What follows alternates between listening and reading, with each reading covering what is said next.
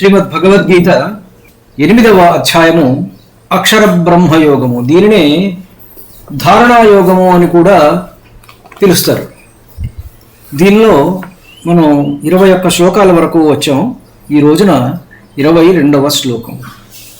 పురుషః సపరః పార్థ భక్త్యా లభ్యస్త్వనన్యయా యస్యాంతః స్థాని భూతాని ఏన సర్వమిదం తతం.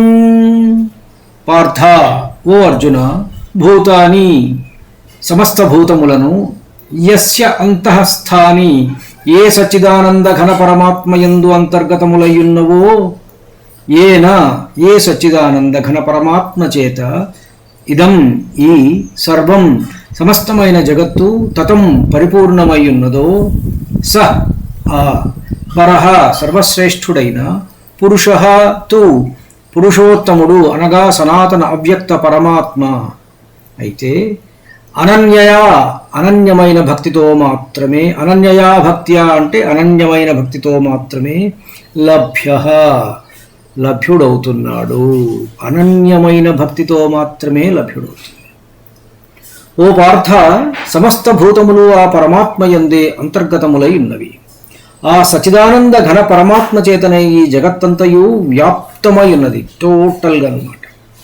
అట్టి సనాతన అవ్యక్త పరమ పురుషుడు అనన్య భక్తి ద్వారా మాత్రమే లభ్యుడగును. పురుషః సపరః పార్థ భక్త్యా లభ్యస్త్వనన్యయా అన్నాడు. పురుషః అంటే శరీరం అనే పురంలో శయనించేవాడు గనక పురుషుడు, లేక పరిపూర్ణుడు కనుక, అతని కంటే శ్రేష్టమైనది మరొకటి లేదు గనుక పరమపురుషుడు నిరతిశయుడు. కార్యరూపభూతములన్నీ అతని లోపల ఉంటాయి.